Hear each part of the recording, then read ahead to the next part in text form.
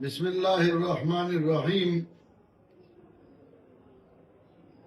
فإذا انسلخ الأشهر الحرم فاقتلوا المشركين حيث وجدتموهم وخذوهم واحصروهم وقعدوا لهم كل مرصد.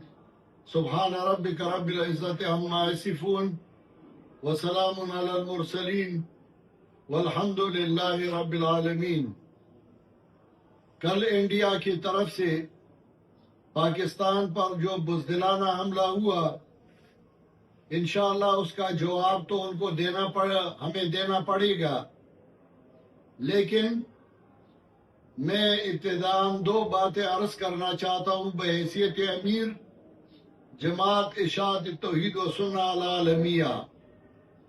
پہلی بات یہ کہ مشرکین کے 4 اقسام قرآن کریم نے سورہ توبہ میں ذکر کیے ہیں. پہلی قسم وہ جنہوں نے مسلمانوں کے ساتھ عہد و پیمان کیا ہے اور اس کے لیے وقت مقرر ہے، تو ہمیں اپنے رب کے طرف سے حکم ہے کہ اس وقت تک صبر کرو.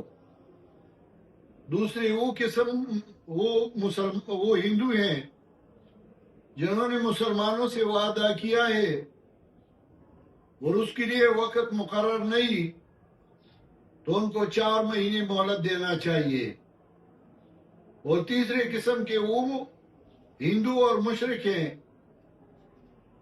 جنہوں نے مسلمانوں سے امن طلب کیا ہے، تو ان کو امن دینا چاہیے اور ان کے آبرو اور ان کے مال کی خیال رکھنا چاہیے. وَإِنْ أَحَدٌ مِّنَ الْمُشْرِكِينَ اسْتَجَارَكَ فَأَجِرْهُ حَتَّىٰ يَسْمَعَ كَلَامَ اللَّهِ. چوتھی قسم کے وہ مشرکین ہیں جنہوں نے مسلمانوں کے ساتھ لڑائی لڑی، تو اللہ کا حکم ہے کہ ان کے ساتھ ایسے لڑو کہ ان کے راستے بند کر دو، ان کو پکڑو، ان کو قتل کر دو. یہ چوتھی قسم کے جو مشرکین ہیں، یہ کام بھارت انڈیا نے کیا ہے اور ان کے ساتھ اب اسی طرح کرنا چاہیے.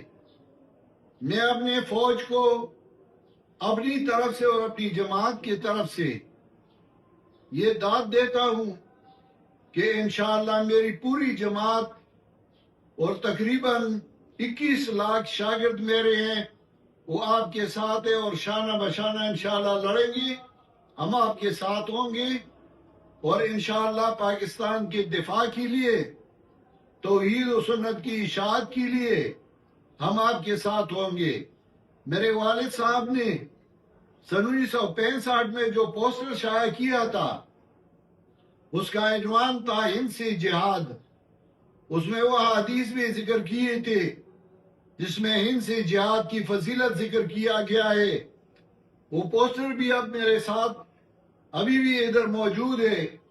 انشاءاللہ ہم اسی پہ عمل پیرا ہوں گے اور ہم اپنے فوج کے شانہ بشانہ ہوں گے. میں اپنی پوری جماعت کو اعلان کرتا ہوں کہ آپ کل مختلف شہروں میں جلوس نکالے اور فوج کے ساتھ اپنے تعاون اور اپنے ہمدردی کا اظہار کریں. انشاءاللہ یہ 7 لاکھ فوج نہیں ہے، یہ 20 کروڑ عوام بھی انشاءاللہ ان کے ساتھ ہیں اور انشاءاللہ رہیں گے.